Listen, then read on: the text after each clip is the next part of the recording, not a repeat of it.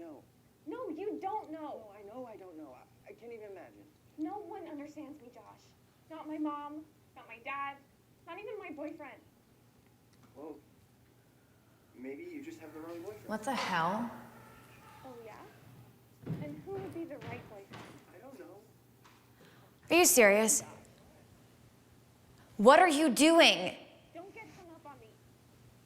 I'm asleep. Why not? So what's that then? I'm bad news. Wait, am I supposed to find this funny? Well, you Honey, I don't even know what's happening right now. So what is that then? Oh my God, 4 months between me and her for that part! Honey. You're the one who took me to the fucking callbacks!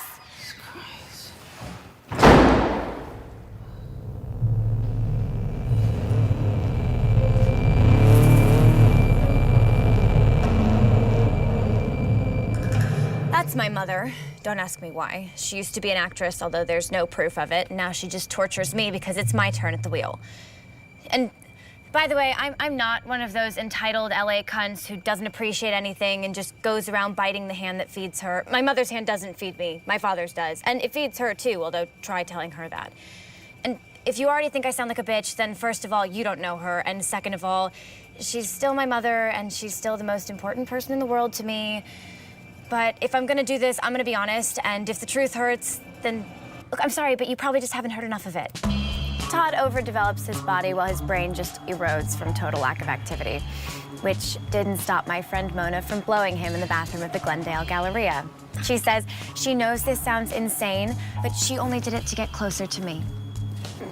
Bitch. This is Cooper. He's really shy. Aren't you, Coop? Hey, do you want to show off your monographs?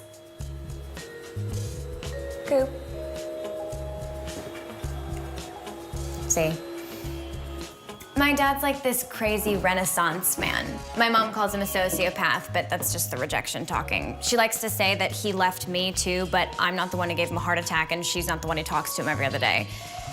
Anyway, he's got this Asian family now with some environmentalist slut he met in Maui, so he basically just escaped from Alcatraz to lock himself in San Quentin. But the point is, he dabbles. He owns a couple of magazines, and he manages a bunch of buildings, and he made a shitload on the stock market, although he likes to threaten that times are tough and it's time to scale back, which of course never actually happens. Shandy, did you clean the pool? Yes, did you fix your car yet? Well, my car is my car, so it doesn't really concern you, does it? Is the pool my pool? Because that does seem to concern me. Anyway, because of the recession, we had to move from our bigger house, which really only sucked because it was on the beach. But beyond that, the economy hasn't really affected my quality of life, even though my more hyperbolic friends would love to complain otherwise.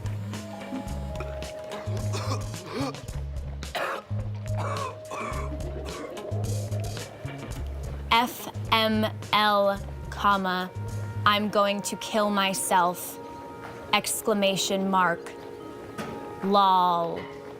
My mom bought herself fake tits for Christmas last year. She said it was a gift from a secret admirer, which was already bending fragility to the breaking point, but turned out she had this horrible allergy to silicone. She basically almost died. Cooper! Have you seen my doxycycline? Cooper! Anyway, when she came back from the hospital, she was like beaming in this insane way because she supposedly found God, which, by the way, you think only happens in the movies, but she even came back with like a rosary for a limb, which, by the way, her doctor gave her, since I'm pretty sure he's the one who converted her, which I'm pretty sure has to be against the law.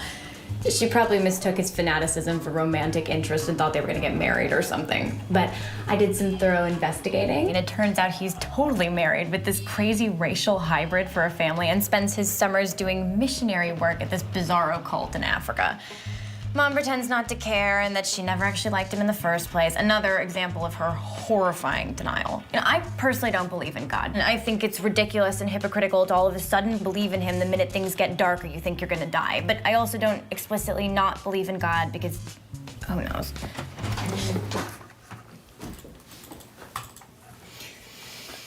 What was that? Just answer emails.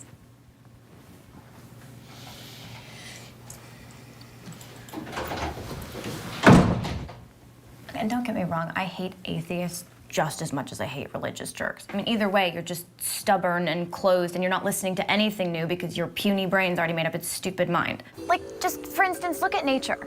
Have you even actually looked? It's amazing, and I don't know who or what is responsible for all this amazing stuff, and neither do you. And I don't want to be the one who said the whole Jesus or God or Buddha thing was bullshit just so I can die and find out that it wasn't bullshit, and then I've got to go through an eternity regretting it. But I also don't want to waste my time while I'm here just sitting on the sidelines talking to a fucking statue either. But I guess that's just like the question, and honestly, who even cares after a while? It's like, change the fucking channel, am I right? So this is the party room. My dad used to use it for functions and fundraisers or whatever, but since he split and my mom's a hermit, it's pretty much been my job to keep the dust off.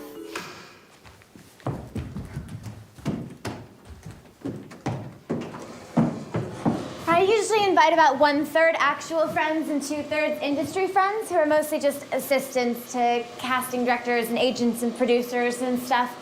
They might be mostly annoying assholes now, but in 5 years, they'll be the ones calling me with good news. That's the philosophy, at least. What do you want me to tell you, Charlie? You're my best friend. I don't love anyone more than you, but I'm having Tyler's baby. I thought you wanted to be with me. Of course I want to be with you, you idiot. That's me on the first episode of the 4th season of One Heart Apart. My character was basically this giant slut who dies from an abortion. It was really controversial at the time, and the Huffington Post even interviewed me about it. But what it really did for me was it expanded my network times like 100, and I made some really great contacts. Also, the casting director for the show is always doing really big shit, so now she knows me, which is like half the battle. Charlie, all I can do now is Oh my God! change the music. Last summer, a skydiver whose chute didn't open fell through the glass right over there, dying horribly, but instantly, thank God. When the police and the paramedics arrived, they turned him over, and apparently his skin was being eaten away by some poisonous plant he fell into. It turned out that our old housekeeper, Milena, was growing this crazy arsenal of poisonous shit, like 20 different species. And when she was being questioned, she just sat there and stared. Didn't say or even acknowledge anything. Who knows what would have happened to us if that guy's chute had opened. Another reason why I don't not believe in God. I don't really date that much, and not for the same reason as my friend Janie, who's just hopeless. It's more of a career decision than a personal one. But my second to last boyfriend, John, was this really smart, really sensitive guy who was just amazing at painting and drawing and writing and literally knew everything about everything. And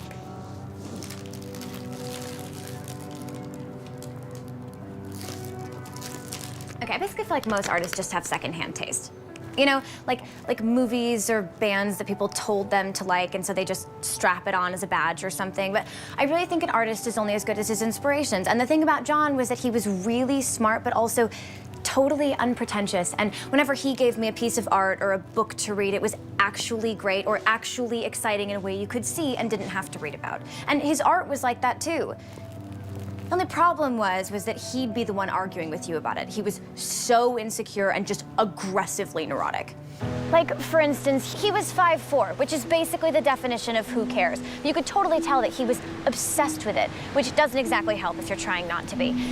And also, he didn't come from a lot of money. Again, who cares? And he worked in the daytime as a valet. Again, who cares? And he was completely indifferent to what he called fashion, but what I call grooming, which would be totally whatever if only he himself was okay with it, but he wasn't. So then, okay, so there was this rap party for that show I did, One Heart Apart, and John didn't want to go, which, yeah, I probably prompted him to not want to go, if I'm being honest. There was this actor there from the show, Nick Bradley, who was basically retarded, but everyone was completely in love with him because he did cameos and features, and apparently he was interested in me because I pretty much couldn't care less. But long story short, we hooked up, superficial sparks flew, I broke up with John, which made him weep in a way that I never want to see another man weep. So, of course, the Nick thing lasted for like 2 days, obviously. And then a couple months after I broke things off with the first guy, John, the artist,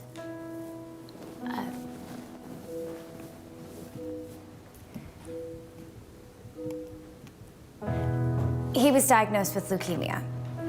And I only saw him like one time, but he was already well into the chemo and pretty much bald and could barely breathe. And I wasn't sure if he recognized me, but like right after the nurse introduced me, like before I could even say anything, he grabbed my arm and begged me, like literally begged me to kill him.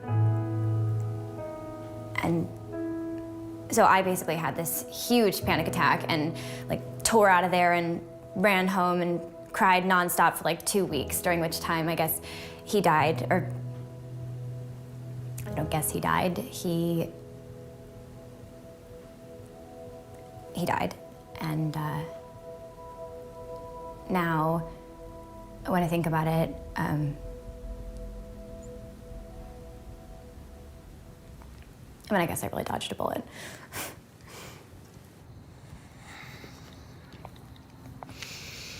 Oh, I'm supposed to be waiting on a call from my agent, but this house is notorious for having 0 reception, which during pilot season, when your entire career hinges on the next call. See? Mom!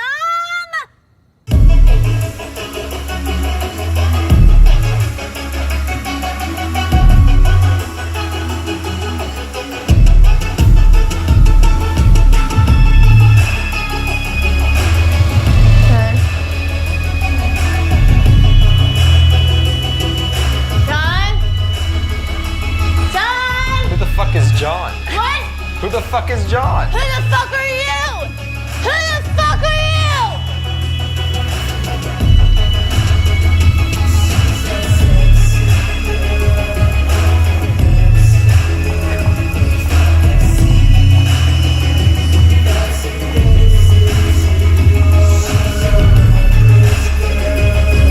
In the 10th grade, I was in my high school's production of Long Day's Journey. I was Mary, and this like 100-year-old scout was in the audience one night apparently said I was better than Florence Eldridge. He was like the first official Mary, but I guess he wasn't a real scout since nothing ever came of it. I mean, that wasn't even the good night. The first night we went up was my first time in a play, my first time in front of an audience, and somewhere in the second act, I got to this place where I was just completely, I don't want to sound too whatever about it, but all my ego fell away, all my self-consciousness, and I was, I wasn't posturing or playing something. It was like I was lifted out of myself, or not lifted, like dissolved. Almost. And every time I noticed that I was in this place, I realized I had a choice, and I chose to stay in it. I mean, it was a choice. And I know that sounds gay, but that's what it was. And I don't think I felt it any of the other nights, even though people said I was just as good those nights too. I don't think I've ever felt it again. Maybe sort of, but only ever sort of. You know, I also don't believe that those things just go away forever either. I mean, what if I had chosen not to come back into my body that night? I mean, is that even possible, to just take that feeling and live in it? Or is the chase just the whole thing?